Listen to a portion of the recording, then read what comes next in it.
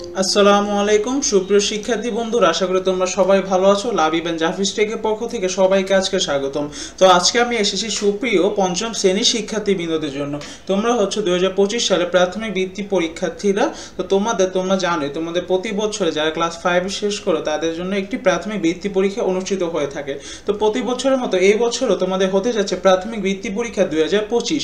তো তোমাদের এই পরীক্ষার জন্য তোমরা কিভাবে প্রস্তুতি নিবে, কিভাবে প্রশ্নগুলো আসবে, সেগুলো নিয়ে আজকে আমি একটু কথা বলবো। যেমন আজকে আমি নিয়ে এসেছি তোমাদের প্রাথমিক বিজ্ঞানের অধ্যায় 1 আমাদের পরিবেশ নিয়ে। তো এখানে আমাদের একটি নমুনা প্রশ্ন আছে, তোমরা এই প্রশ্নের উপরে ভিত্তি করে তোমরা পরীক্ষা দিতে পারবো। এরপরে আমাদের লাস্টে উত্তরগুলো দেখাবো, তোমরা উত্তরগুলো নিজেদের সাথে মিলিয়ে দেখতে পারো। তো চলো বন্ধুরা, প্রথমে আমরা একটু প্রশ্নটি দেখে নেই। তো প্রাথমিক বৃত্তি পরীক্ষা প্রাথমিক বিজ্ঞান অধ্যায় 1 আমাদের পরিবেশ, সময় হচ্ছে 1 ঘন্টা 15 মিনিট, পূর্ণমান হচ্ছে 50 মার্কের। তো আমাদের প্রথমে কিছু উত্তর বা এমসিকিউ রয়েছে, যেমন কোনটি জড় উপাদান?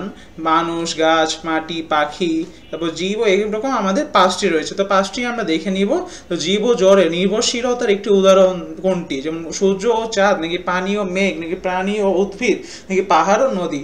এরপরে রয়েছে 3 নাম্বার, নিচের কোনটি পরিবেশে জীব উপাদান? এখানে বাতাস, পোকামাকড়, সূর্য, পানি রয়েছে। এরপরে 4 নাম্বার প্রশ্ন, কোনটির জন্য প্রাণী উদ্ভিদের উপর নির্ভরশীল? যেমন বাসস্থান, শ্বাস প্রশ্বাস, চলাফেরা, শব্দ উৎপন্ন করা। এরপরে 5 নাম্বার এমসিকিউ, পরিবেশে শক্তি কিভাবে প্রবাহিত হয়? বাতাস থেকে মাটিতে, সূর্য থেকে উদ্ভিদে, পানি থেকে বায়ুতে, প্রাণীতে, নাকি মানুষ থেকে প্রাণীতে। এরপরে বন্ধুরা আমাদের কিছু রয়েছে শূন্যস্থান পূরণ। এখানে 5টা শূন্যস্থান পূরণ, প্রত্যেকটির জন্য 1 মার্ক করে। যেমন ক, আমাদের পরিবেশের প্রধান দুটি উপাদান হলো জীব ও ড্যাশ। খ, খাদ্য তৈরির জন্য উদ্ভিদ ড্যাশ ব্যবহার করে। গ, প্রাণী ড্যাশ গ্রহণ করে জীবন ধারণ করে। ঘ, পরিবেশের সকল ড্যাশ একে অপরের উপর নির্ভরশীল। ওম, মাটি ও পানি ড্যাশ উপাদান। এরপরে বন্ধুরা আমাদের রয়েছে বাম পাশের বাক্যাংশের সাথে ডান পাশের বাক্যাংশগুলো মিলকরণ করবো। তো এখানে আমাদের বাম পাশের কলামে কিছু বাক্যাংশ থাকবে এবং ডান পাশে কিছু শব্দ বা বাক্যাংশ থাকবে। যেমন এদিকে রয়েছে গাছপালা ও প্রাণী, সূর্য, উদ্ভিদ, মাটি ও পানি, মানুষ। ডান দিকে রয়েছে পরিবেশের উপাদান, শক্তি ও পুষ্টির উৎস, সালোক সংশ্লেষণ প্রক্রিয়া, জড় উপাদান, জীব উপাদান।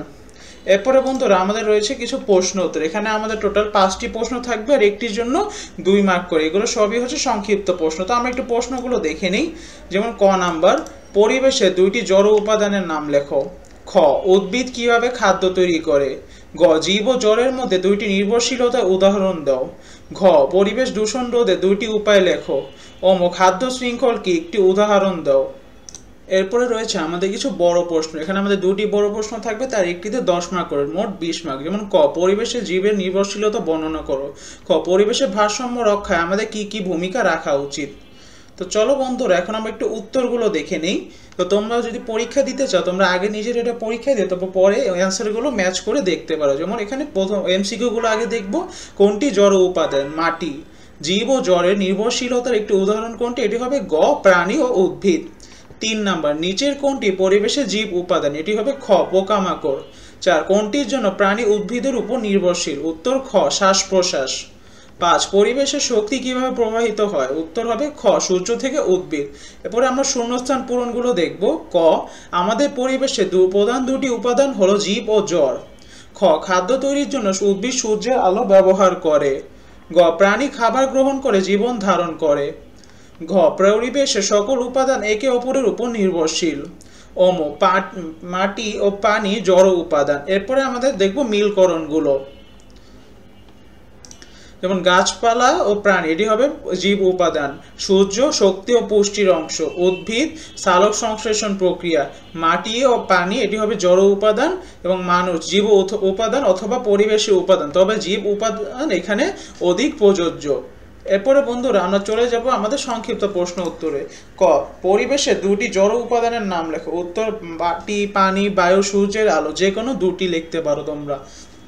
এরপরে উদ্ভিদ কিভাবে খাদ্য তৈরি করে? উত্তর উদ্ভিদ সূর্যের আলো, পানি এবং বায়ু থেকে কার্বন ডাই অক্সাইড ব্যবহার করে সালোক সংশ্লেষণ প্রক্রিয়ার মাধ্যমে নিজের খাদ্য নিজে তৈরি করে।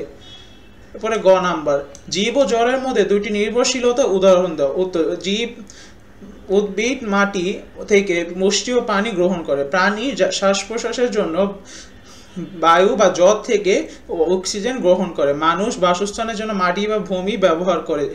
এরপরে আমাদের পরিবেশ দূষণ রোধে দুটি উপায় লেখো। তো পূর্ণ ব্যবহার যেটিকে রিসাইকেল বলা হয়, হ্রাস রিডিউস, এবং পুনরায় ব্যবহার যেটিকে রিউজ বলা হয় নীতি অনুসরণ করা, মানে 3R যেটাকে বলা হয়। গাছ লাগানো এবং বনায়ন বৃদ্ধি করা, জীবাশ্ম জ্বালানির ব্যবহার কমানো এবং নবায়নযোগ্য শক্তি উৎস ব্যবহার করা, অপরিকল্পিত বর্জ্য ফেলা বন্ধ করা। এরপরে নাম্বার, খাদ্য শৃঙ্খল কি, একটি উদাহরণ দাও। উত্তর, খাদ্য শৃঙ্খল হলো এমন একটি প্রক্রিয়া যে কোনো খাদ্য বা শক্তির ধারাবাহিক প্রবাহ একটি জীব থেকে অন্য জীবে স্থানান্তরিত হয়। উদাহরণ ঘাস, ঘাস ফড়িং, ব্যাঙ, সাপ, ঈগল। এরপরে বন্ধুরা আমরা চলে যাবো কিছু বড় প্রশ্ন। আমাদের লাস্টে যে বড় প্রশ্ন ছিল সেগুলো উত্তরগুলো দেখবো। ক, পরিবেশে জীবের নির্ভরশীলতা বর্ণনা করো। উত্তর, পরিবেশের সকল জীবই একে অপরের উপর নির্ভরশীল। এই নির্ভরশীলতা বিভিন্ন উপায়ে দেখা যায়। খাদ্যের জন্য নির্ভরশীলতা, সকল প্রাণী খাদ্যের জন্য প্রত্যক্ষ বা পরোক্ষভাবে উদ্ভিদের উপর নির্ভরশীল। উদ্ভিদ সালোক সংশ্লেষণের মাধ্যমে খাদ্য তৈরি করে। বাসস্থানের জন্য নির্ভরশীলতা, অনেক প্রাণী বাসস্থানের জন্য উদ্ভিদের উপর নির্ভরশীল, যেমন গাছে পাখি বাসা বাঁধে বা মাটির উপর যেমন ইঁদুর গর্ত করে থাকে। শ্বাস প্রশ্বাসের জন্য নির্ভরশীলতা, প্রাণী শ্বাস প্রশ্বাসের জন্য অক্সিজেন গ্রহণ করে যা উদ্ভিদ সালোক সংশ্লেষণ প্রক্রিয়া ত্যাগ করে। পরাগায়ন ও বীজ বিস্তারে নির্ভরশীলতা, কিছু উদ্ভিদ তাদের বংশ বিস্তারের জন্য পোকামাকড়, পাখি বা বাতাসের জন্য নির্ভরশীল। পরাগায়ন ও বীজ বিস্তারের জন্য। পুষ্টি চক্রের জন্য নির্ভরশীলতা, মৃত জীবদেহ পচনকারী ব্যাকটেরিয়া ও ছত্রাক দ্বারা বিয়োজিত হয়ে মাটির পুষ্টি উপাদানে পরিণত হয়, যা আবার উদ্ভিদের বৃদ্ধিতে সহায়তা করে। এরপরে খ নাম্বার প্রশ্ন, পরিবেশের ভারসাম্য রক্ষায় আমাদের কি কি ভূমিকা রাখা উচিত। উত্তর, পরিবেশের ভারসাম্য রক্ষায় আমাদের প্রত্যেকের গুরুত্বপূর্ণ ভূমিকা রয়েছে।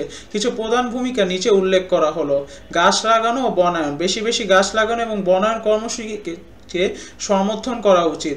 জ্বালানির অপচয় রোধ, বিদ্যুৎ, গ্যাস ও পানির মতো প্রাকৃতিক সম্পদের অপচয় রোধ করা উচিত। বর্জ্য ব্যবস্থাপনা, বর্জ্য যত্রতত্র না ফেলে নির্দিষ্ট স্থানে ফেলা উচিত। প্লাস্টিক ও অপচনশীল দ্রব্যের ব্যবহার কমিয়ে পূর্ণ ব্যবহার, হ্রাস এবং পুনরায় ব্যবহার নীতি অনুসরণ করা। জল ও বায়ু দূষণ রোধ, কলকারখানা ও গাড়ির ধোঁয়া নিয়ন্ত্রণ করা। নদীতে বা জলাশয়ে বর্জ্য ফেলা বন্ধ করা এবং কীটনাশকের অপ্রয়োজনীয় ব্যবহার কমানো উচিত। জনসচেতনতা বৃদ্ধি, পরিবেশ সংরক্ষণে গুরুত্ব সম্পর্কে নিজেদের মধ্যে এবং অন্যের মধ্যে সচেতনতা তৈরি করা। পরিবেশ বান্ধব অভ্যাস, দৈনন্দিন জীবনে পরিবেশের প্রতি শ্রদ্ধাশীল অভ্যাস গড়ে তোলা, যেমন কাছাকাছি স্থানে হেঁটে বা সাইকেলে যাওয়া, পাবলিক পরিবহন ব্যবহার করা। আমরা আমাদের পরিবেশকে রক্ষা করতে এবং একটি সুস্থ ভারসাম্যপূর্ণ ভবিষ্যৎ প্রজন্ম তৈরি করতে সহায়তা করতে পারি। তো সুপ্রিয় বন্ধুরা, এটি ছিল আজকের জন্য। সবাইকে অনেক ধন্যবাদ এই ভিডিওটি দেখার জন্য। তোমরা যদি এরকম আরও নমুনা প্রশ্ন দেখতে চাও তাহলে অবশ্যই আমাদের কমেন্টে জানিয়ে দেবে। সেই পর্যন্ত তোমাদের সবার জন্য আল্লাহ হাফেজ। সবাইকে অনেক ধন্যবাদ। আসসালামু আলাইকুম।